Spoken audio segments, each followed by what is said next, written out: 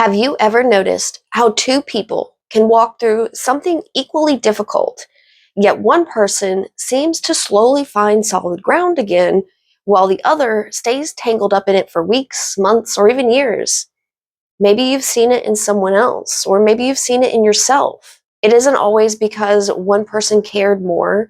It isn't because one person was stronger or more resilient, and it certainly doesn't mean one person's pain was more valid than another's. Sometimes the difference isn't the experience itself. It's the relationship we develop with that experience after it happens. Friend, grab some tea, coffee, water, maybe a snack. Let's talk about it. Hello, and welcome to Torches, Yoga and Mindfulness. I'm Lauren, and I'll be your coach. If you are curious about mindfulness, healing, and practical habits that actually work, you're in the right place. Here we focus on simple but powerful practices grounded in ancient wisdom and modern science to care for both our mind and body. So make sure you hit that like and subscribe before you go so you don't miss what's next. So, our minds are incredible storytellers. I mean, of course they are. How else would we have such wonderful works of literature and art if they weren't? But if we actually aren't trying to write a novel or a movie or create some other type of artwork, it can be definitely a challenge. Give our brains one difficult moment and they will happily write a dramatic trilogy. They replay conversations, imagine different endings, and predict terrible futures or try to solve things that no longer even exist. And before we realize what's happening, we've stopped living the experience and started living inside our thoughts about the experience. What I want to talk about today is something I think quietly shapes so much of our inner lives: resistance. Not resistance as in working hard or pushing through challenges. I mean the subtle ways our minds argue with reality. And before you start thinking, ugh, here's another thing I'm doing wrong, or another battle I have to have with my own brain. Hold on, hold on. Resistance isn't a character flaw or a shortcoming. It's not something we choose on purpose. It's something our minds naturally do because they're just trying to protect us. Same way it gives us the thought to get a drink of water when we're thirsty. Mindfulness isn't about stopping that natural process. It's about learning to notice when it's happening so we have another option. And once we can see everything, it starts to soften our system, our world. So, last week we talked about emotional alchemy. We explored what it means to stop pushing emotions away and instead allow them to move through us safely. This conversation is the next step because emotions aren't the problem. It's not the sadness, the fear, or the disappointment. Those are just part of being human. The emotion isn't negativity. The negativity is what happens afterwards. It's what grows when the mind starts arguing with what has already happened. It shows up like, I shouldn't feel like this. This shouldn't have happened. They shouldn't have said that. I should have known better. Or all the what ifs and if only start coming in. Have you noticed how quickly our minds move away from what happened and into all these stories surrounding it? It's so subtle we barely, if ever, even notice, but it's also where so much of our suffering begins. I think one of the kindest things we can understand about ourselves is that our brains were built this way for a reason. In fact, my brain, she has a name. I call her Blanche. And before you think I've completely lost it, hear me out. Let me set the scene, okay? It's 5:15 in the morning, and I just shut my alarm off. I don't even have both eyes fully open yet, and here Blanche is already starting a staff meeting. She starts worrying about what's coming this afternoon, some weird thing I said last year, or she'll decide we need to replay yesterday one more time, all before my feet even hit the floor. But over the years, I've learned two things. Number one, I don't argue with her anymore. And number two, do not hop on that train. Now, most mornings, I just shake my head a little and say, thanks, Blanche. I know you're trying to help, but we're just going to let today be today. Or if that becomes a real problem, we'll handle it then. For now, I'm just trying to get out of bed. And the funny part is that Blanche isn't actually worried about today. She's worried about every version of today that might happen. That's why it's replaying yesterday to look for clues and hints, and it's going to rehearse tomorrow to get it just right so we don't mess up. And the more uncertain something feels, the more convinced our brains become that if we just think through it enough, if we just play it over and over, we'll figure it out. And that's just a really normal thing for our brains to do. They're constantly scanning for what might need our attention just because that's how they've helped us survive as human beings for thousands of years. So, think about what your mind does when something feels unfinished. It circles it, revisits it, checking it from every different angle, just asking over and over, did we miss something? Could we have done it differently? What if it happens again?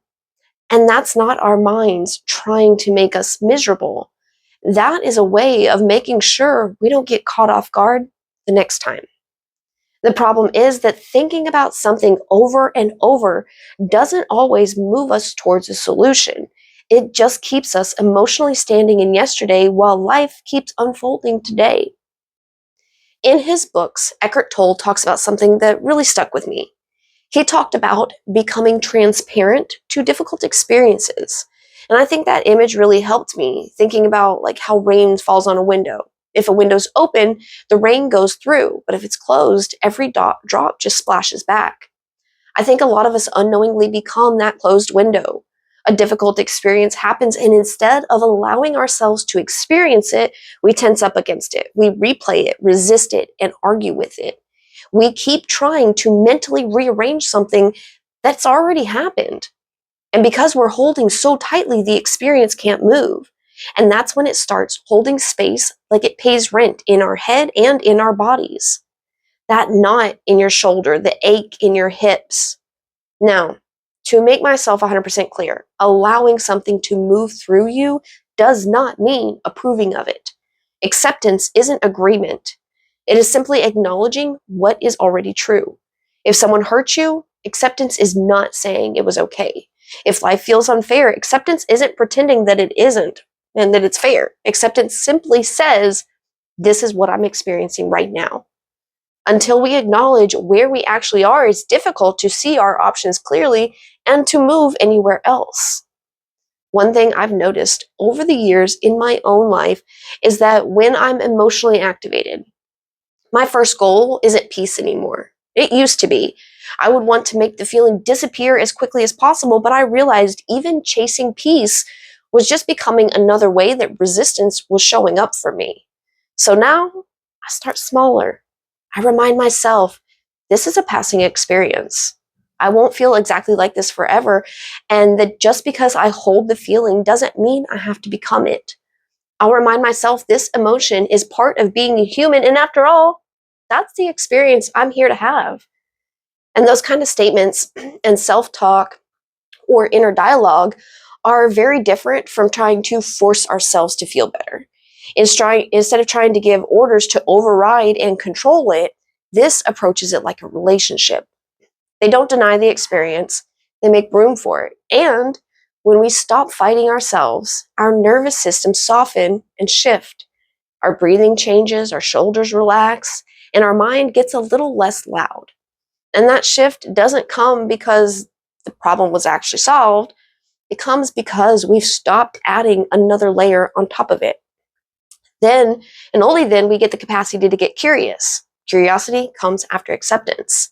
Without the internal arguing, debating, and rationalizing, now there's this space to ask things like, what is this experience trying to show me? What am I learning about myself here? What actually needs my attention? And like I say a lot, the answer doesn't always come right away. And that's okay too. It will come because now you've planted that curiosity, that perspective to look at experiences through. You've planted it, and the same way our system has background scanning, the brain will work on that question in the background too. The only thing we have to do is make sure that with our mindful living practices, little daily practices, we are intentionally creating space for the clarity to eventually arrive. Okay, so now the question is, how do we get there? How do we get to where we can notice resistance when it's happening? Well, it's not going to announce itself. it sneaks in quietly. Even if we try to distract ourselves, we may be good at and be able to keep our mind occupied with something else for a bit. But then we are bound to do something that doesn't require our full effort. The world is bound to slow down for just a beat, and that is all it takes for the default mode network to kick in. And guess what story it's going to spin today?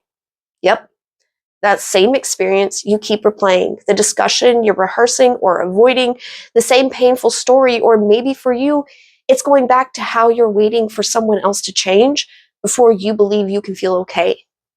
Maybe you get so focused on what went wrong that you can't notice what's happening now. And footnote, if you've missed it in earlier videos, our default mode network is a process of different regions of our brain working together, and our brain defaults into this when we are trying to wind down or just do simple tasks. It's where we slip into autopilot mode.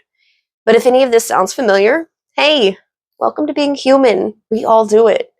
The practice isn't to never resist. The practice is to notice, because awareness creates choice. I think that's becoming my catchphrase for this year.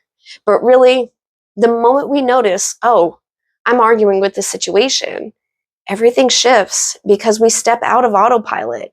And really, that's not even stepping out. Noticing resistance in ourselves is like bursting through out of the autopilot box, Kool-Aid Man style. Okay, let's get to these practices. One that really helped me is separating facts from story. Let's say the fact might be that they haven't responded to my text yet. The story becomes they don't care, they're ignoring me, I must have done something wrong. Those stories may turn out to be true. They may not, but they're still stories.